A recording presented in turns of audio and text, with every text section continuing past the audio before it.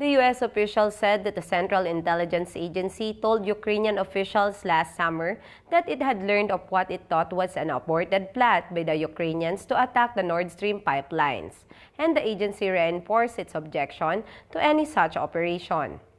According to U.S. and European officials, Dutch intelligence officials shared information with the CIA in June 2022 that they had learned that the Ukrainian military had been planning an operation using divers to blow up one of the pipelines. Added to that, U.S. officials said that the original tip by the Dutch was that Ukraine had already reconsidered and canceled the operation. In reality, American officials now believe the operation was not aborted but delayed, potentially with a different Ukraine-aligned group carrying out the attack. In September, explosions destroyed parts of the pipelines which carry natural gas from Russia to Europe. The Ukrainian government has repeatedly denied responsibility for the attack. As per the New York Times report, German investigators later learned that a group of Ukrainians had rented a boat, loaded it with explosives, and attacked the pipeline. American intelligence agencies now believe the operation was carried out at least with the loose direction of the Ukrainian government, but they do not know who exactly planned the operation. The German news outlet Die Zeit and NOS, the Dutch national broadcaster, earlier reported that the information about the CIA warning to Ukraine and that it was Dutch intelligence officials who provided the original intelligence. According to the American officials, it is unclear which U.S. official delivered the message about the pipeline attack to Ukraine.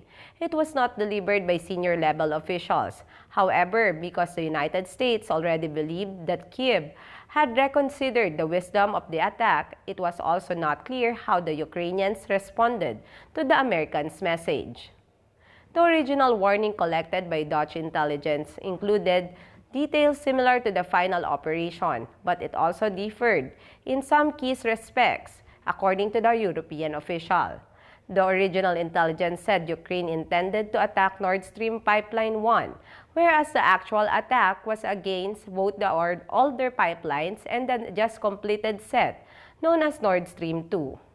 The European official said that Dutch intelligence also reported that the plan would involve using fake passports. At least some members of the group that European investigators believe carried out the attack used fake passports, but from a different country than the original report identified. Added to that report, the original plan also involved using Ukrainian Special Forces personnel to rent a submersible and a boat to attack the pipelines, near a spot popular with divers. The CIA was not able to corroborate the information the Dutch provided them last summer, but nevertheless warned the German government that the pipelines could be attacked and then discussed the matter with Ukrainian officials. The U.S. government has declined to comment on the Nord Stream attack, and American officials have declined to comment on the reports of Ukrainian involvement in the attacks.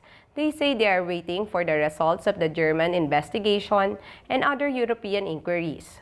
Some officials have worried that Ukrainian involvement would weaken support for the war among Germans, who have swallowed high energy prices during the conflict. While it is still possible that further revelations could shift public opinion in Germany, for now Berlin has continued to increase its military aid to Kyiv and had provided many of the tanks being used in the ongoing Ukrainian counteroffensive.